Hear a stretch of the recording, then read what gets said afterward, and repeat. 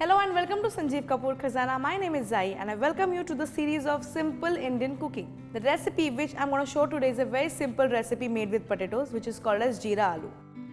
We have to dry roast a few spices. Since it is Jeera Aloo, we are going to dry roast the cumin seeds. We are going to dry roast the cumin seeds on medium heat till they become nice and dark brown in color. The cumin seeds are roasted nicely. Transfer them in a mortar pestle. And the same pan we are going to dry roast the coriander seeds. Let's crush the cumin seeds with the help of a mortar and pestle. The coriander seeds are roasted to a nice brown color. Transfer them in the mortar pestle and crush them lightly. Our dry spices are now ready. Let's prepare the tempering for the Jeera Aloo. I'm going to heat some ghee in a non-stick pan. You can even use oil instead of ghee.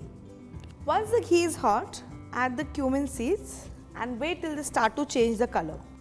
After the cumin seeds are nicely sautéed, I'm going to add the boiled and cubed potatoes. Give it a toss. After we add the potatoes, cook on medium heat for 2 to 3 minutes.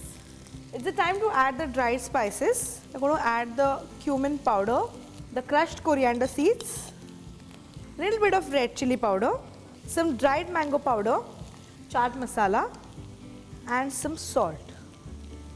Just give it a mix. Lower the heat. Once the potatoes are nicely tossed with all the spices, just splash little water, add some chopped coriander, mix again. Cover and cook for 4 to 5 minutes. Jeera Aloo is ready. Let's transfer it in a serving plate.